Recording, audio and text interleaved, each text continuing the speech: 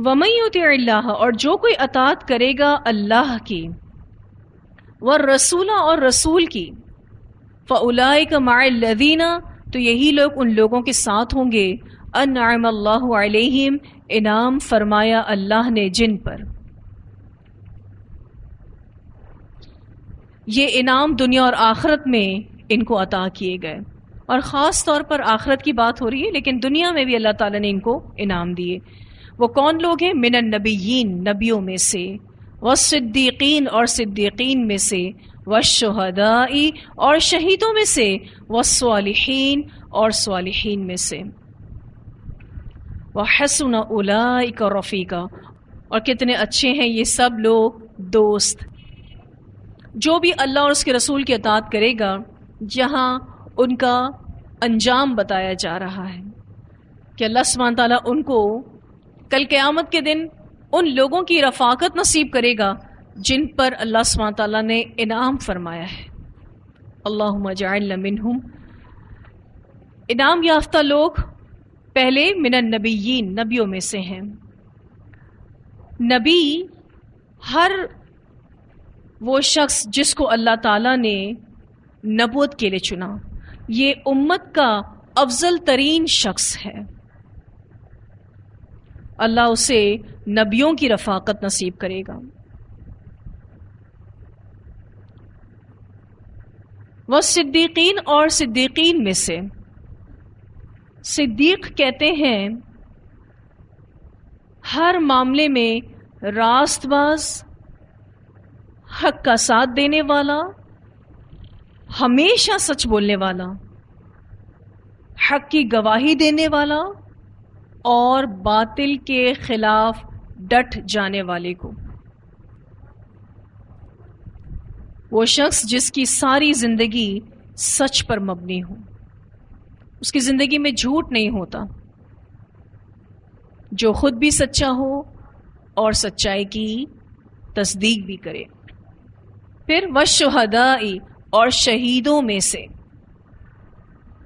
شہید کا ویسے تو لغوی معنی ہوتا ہے گواہ، اس سے مراد علماء بھی ہیں، اور اس سے مراد وہ شخص جو اللہ کے راستے میں اپنی جان دے دے. تو لغوی معنی شہید کے گواہ ہونا ہے، مراد اس سے علماء ہے، اور دوسری مراد ایسا شخص جو اللہ کے راستے میں اپنی جان قربان کر دے.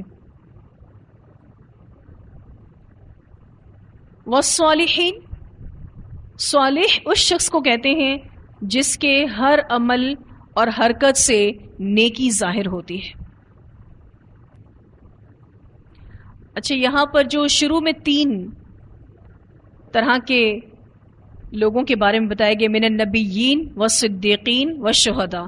اچھا، یہ سارے صالحین بھی ہیں، یہ سارے صالحین بھی ہیں، لیکن الگ سے صالحین کا ذکر بھی کیا گیا کیونکہ ہر صالح شخص نبی، شہید اور صدیق نہیں ہوتا. ٹھیک ہے، جتنے بھی انبیاء ہیں، جتنے بھی صدیقین ہیں، اور جتنے بھی شہداء ہیں، یہ بھی سارے نیک لوگ ہیں. لیکن الگ سے صالحین کا ذکر اس لیے کیا گیا کیونکہ ہر صالح نبی نہیں ہوتا، ہر صالح شہید نہیں ہوتا، اسی طرح سے ہر صالح صدیق بھی نہیں ہوتا. تو اس آیت میں 4 قسم کے لوگوں کا ذکر کیا گیا ہے جو فضیلت اور درجے کے لحاظ سے بلند مقام رکھتے ہیں. نمبر 1 انبیاء، نمبر 2 صدیق، نمبر 3 شہید، اور نمبر 4 صالح. جو شخص بھی اللہ اور اس کے رسول کی اطاعت کرے گا تو اسے ایسے 4 لوگوں کی آخرت میں رفاقت نصیب ہوگی. یہ دراصل ان کے اعمال کا بدلہ نہیں، یہ محض اللہ کا فضل ہوگا، جس کا ذکر انشاءاللہ اگلی آیت میں آ رہا ہے. ذالک الفضل من اللہ وکفی باللہ علیما. یہ 4 طرح کے لوگ جو کہ درجات اور فضیلت کے اعتبار سے بہت ہی اونچے ہیں، ان کی تعریف میں اللہ تعالیٰ خود فرماتے ہیں وَحَسُنَ أُولَٰئِكَ رَفِيقًا، اور کتنے اچھے ہیں یہ سب لوگ دوست. یعنی اتنے اچھے دوست جو نبیوں میں سے ہوں، صدیقین میں سے ہوں، شہداء میں سے ہوں، اور صالحین میں سے ہوں. اللہ تعالیٰ ان دوستوں کی تعریف کر رہے ہیں، اور پھر یہ بھی فرماتے ہیں کہ ان دوستوں کا مل جانا اللہ کا فضل ہے. ذالک الفضل، یہ فضل ہے من اللہ، اللہ کی طرف سے. وکفا باللہ علیما، اور کافی ہے اللہ علم والا. اللہ تعالیٰ علم والا کافی ہے، وہ جاننے والا ہے کہ کون اس فضل کا حقدار ہے. اس بارے میں ایک روایت بھی آتی ہے، سیدہ عائشہ رضی اللہ تعالیٰ عنہ فرماتی ہیں کہ آپ صلی اللہ علیہ وسلم نے فرمایا، ہر نبی کو اس کے مرض میں اختیار دیا جاتا ہے کہ چاہے تو دنیا میں رہ لے اور چاہے تو آخرت کو پسند کرے. جب آپ صلی اللہ علیہ وسلم کو مرض الموت لاحق ہوا تو ایک سخت دھچکا لگا، ایک جھٹکا سا آپ صلی اللہ علیہ وسلم کو لگا.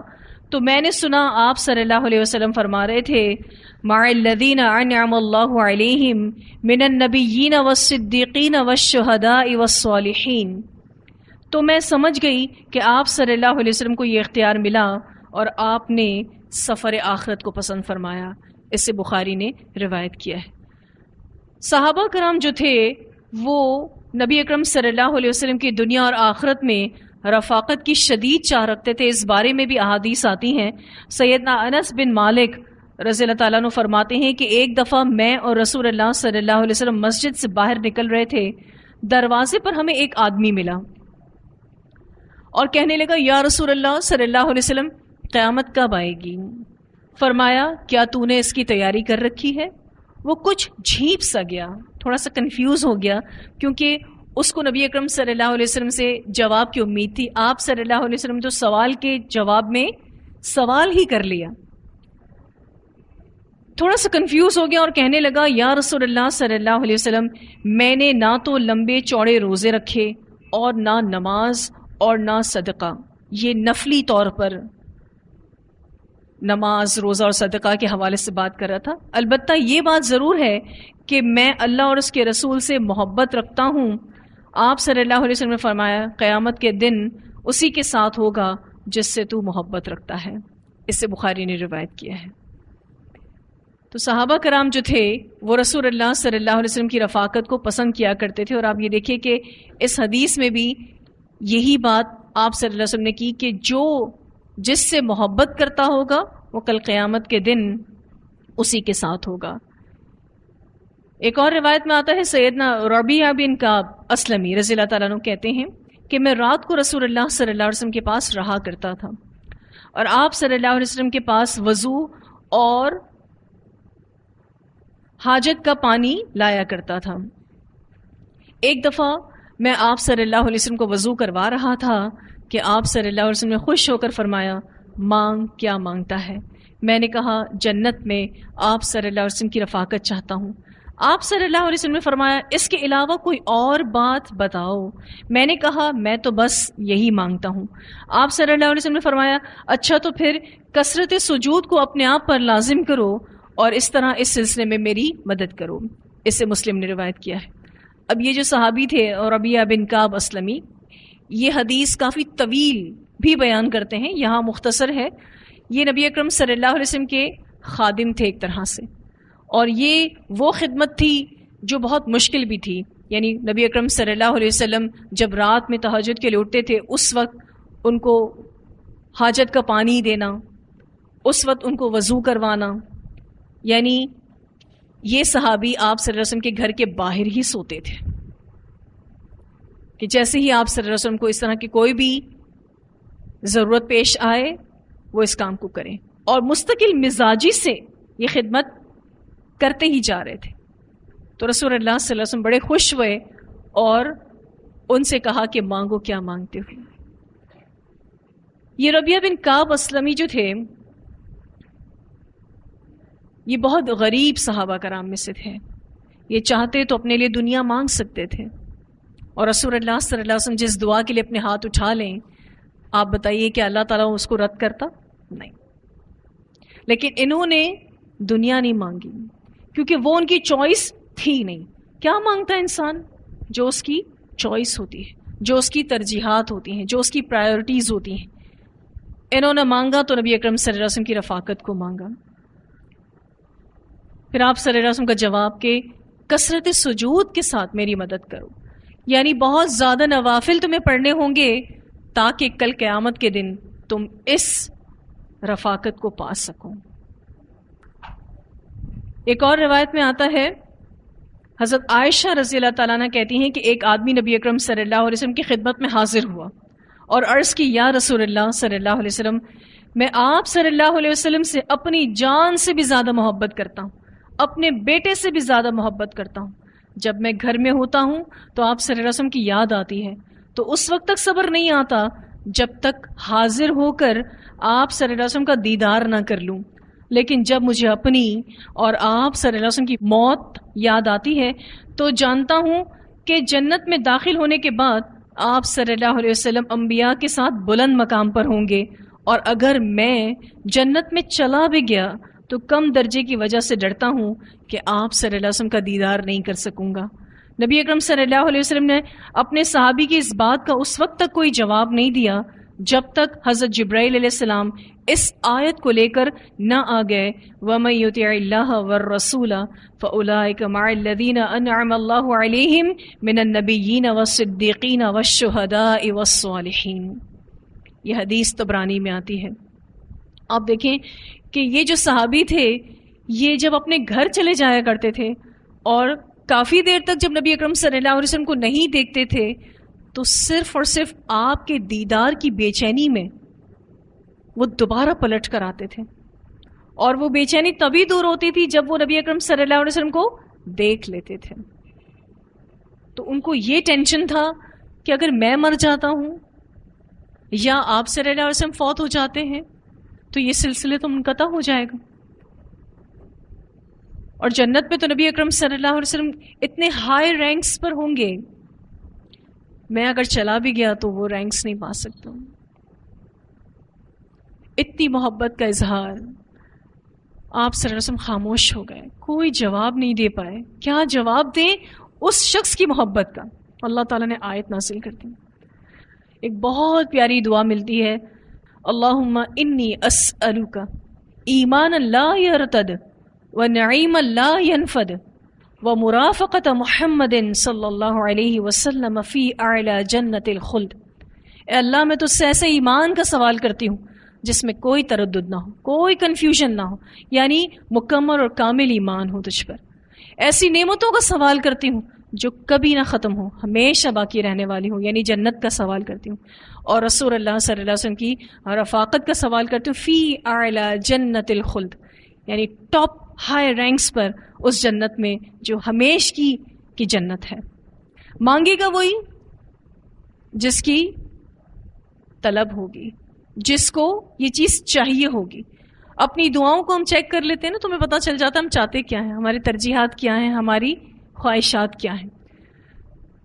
ہم جب اس طرح کی احادیث پڑھتے ہیں تو ہم بھی نبی اکرم صلی اللہ علیہ وسلم کی وہ محبت محسوس کرتے ہیں، اور کہیں ہمیں ایسا لگتا ہے ہم بھی ایسے ہی جذبات رسول اللہ صلی اللہ علیہ وسلم کے لیے رکھتے ہیں کہ اللہ ہمیں بھی آپ صلی اللہ علیہ وسلم کی رفاقت نصیب کرے۔ لیکن یہ ایسے ہی مل جائے گی؟ یہ ایسے ہی تو نہیں ملے گی، زندگی بھی ایسی ہونی چاہیے۔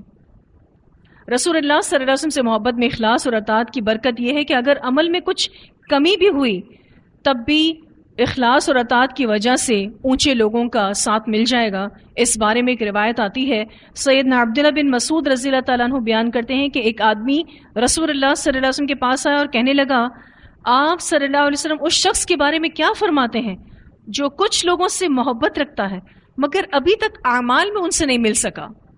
ابھی تک اعمال میں ان سے نہیں مل سکا کا کیا مطلب ہے؟ یعنی ان جیسا عمل نہیں کر سکا۔ تو رسول اللہ صلی اللہ علیہ وسلم نے فرمایا، آدمی اسی کے ساتھ ہوگا جس سے اس کو محبت ہوگی۔ اس سے بخاری نے روایت کیا ہے۔ یعنی اگر ہم نبی اکرم صلی اللہ علیہ وسلم سے محبت کرتے ہیں، اس محبت میں خلوص ہے، اس محبت کی وجہ سے اطاعت ہے، تو اس کی برکت یہ ہے کہ اگر کوئی کمی بیشی رہ بھی جائے گی، یعنی ویسا عمل نہیں بھی کر پائیں گے جیسا عمل نبی اکرم صلی اللہ علیہ وسلم نے کیا، تو اس کی برکت کی وجہ سے ان لوگوں کا ساتھ مل جائے گا، نبی اکرم صلی اللہ علیہ وسلم کی رفاقت مل جائے گی۔ حقیقت یہ ہے کہ اطاعت اور محبت لازم اور ملزوم ہے۔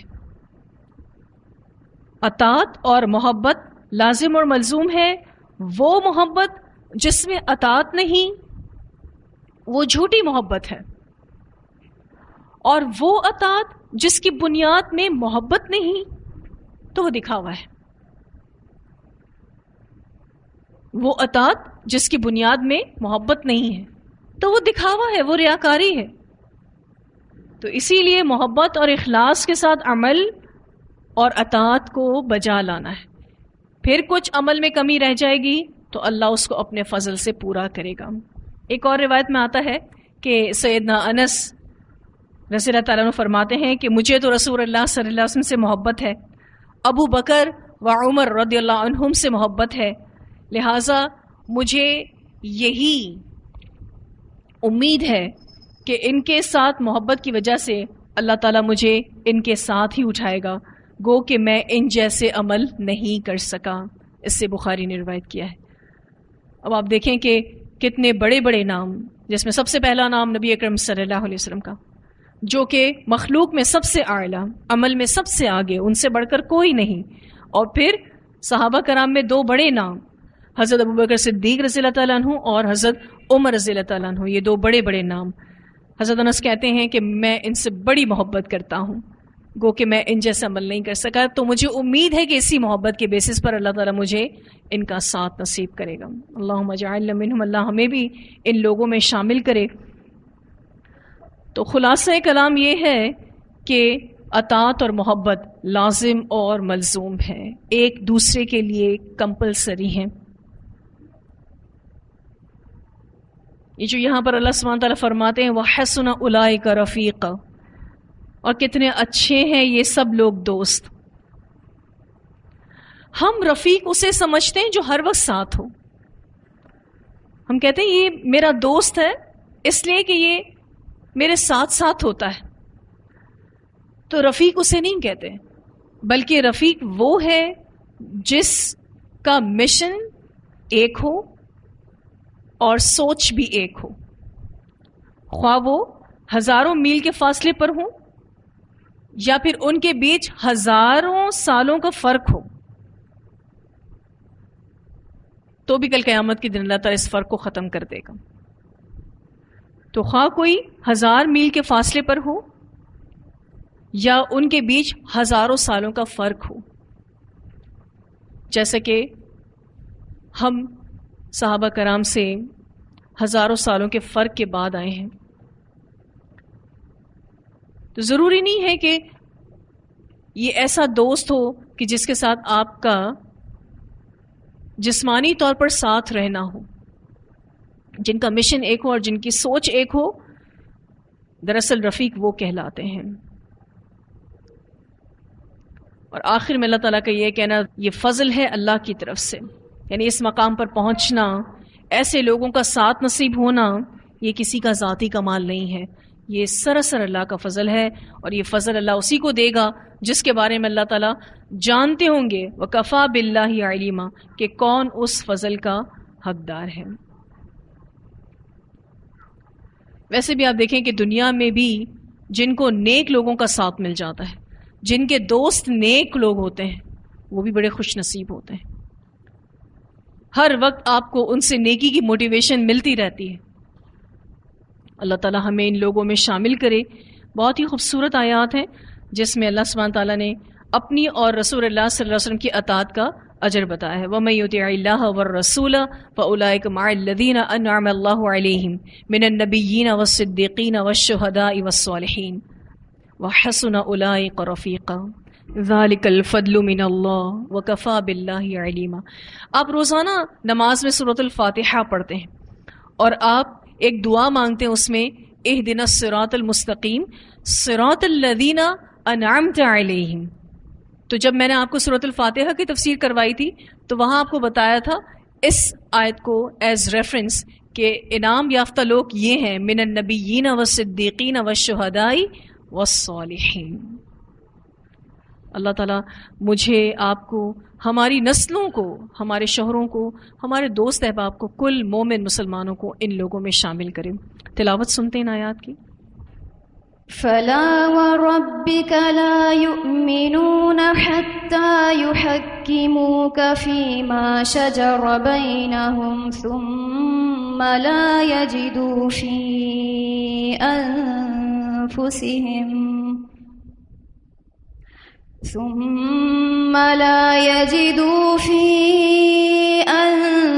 أنفسهم حرجا مما قضيت ويسلموا تسليما ولو أنا كتبنا عليهم أن اقتلوا أنفسكم أو اخرجوا من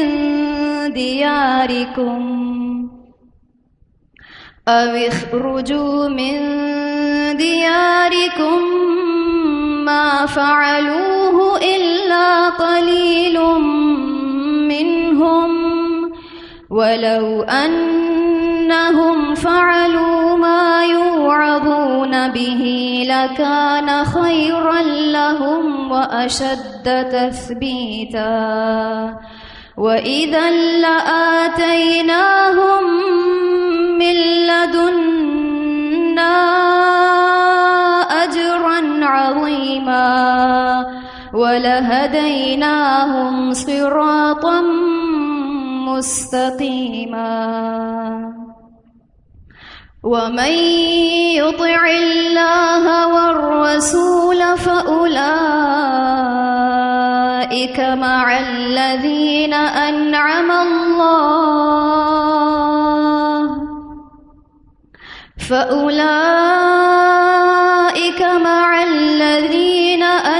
الله عليهم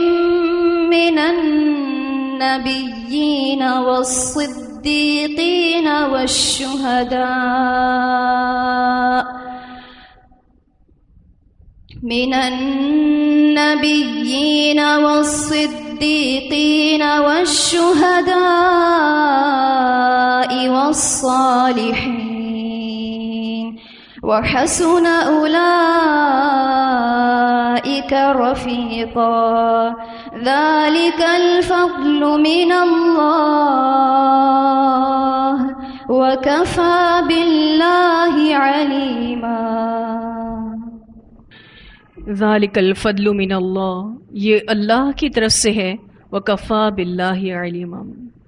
ذالک الفضل، یہ کہہ کر واضح کر دیا گیا کہ جنت میں انبیاء، صدیقین، شہداء اور صالحین کی رفاقت اللہ کے فضل و کرم سے ہی ملے گی، عبادت کی وجہ سے نہیں. گو کہ عبادت اللہ کو راضی کرنے کا ذریعہ ضرور ہے، لیکن ہماری عبادتیں ان اجر و ثواب کو پانے کے قابل نہیں ہیں. یعنی اجر و ثواب بہت ہی بڑا ہے، اس کے مقابلے میں ہماری عبادتیں بہت ہی کم ہیں. جو نعمتیں اللہ تعالیٰ نے ہمیں دی ہیں وہ بھی اتنی زیادہ ہیں کہ اگر ہم اپنے نیک اعمال سے اس کی قیمت ادا کرنا بھی چاہیں تو نہیں کر سکتے. یہ خاص الخاص اللہ کا فضل ہوگا. تو یہاں الحمدللہ ہمارے یہ لیسن مکمل ہوا. وآخر دعوانا الحمد للہ رب العالمین. سبحانک اللہم و بحمدک نشہد ان لا الہ الا انت نستغفرک و نتوب الیک.